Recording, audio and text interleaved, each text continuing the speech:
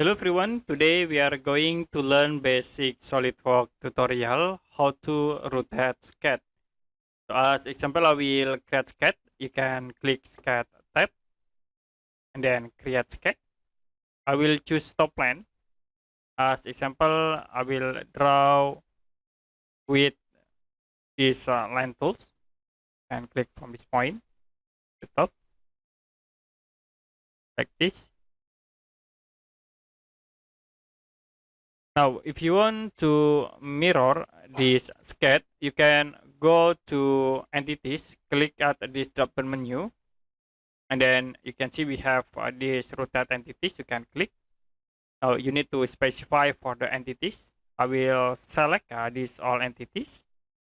And then for the center of rotation, you can click in the box, and then I will click at this point for the center.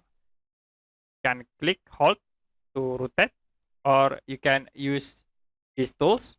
Like I will set into 45 degree. The sketch will be automatically rotate into 45 degree. If you done, you can click OK. Okay, that's it for basic SolidWorks tutorial how to rotate sketch. If you have any question about tutorial, you can comment below this video.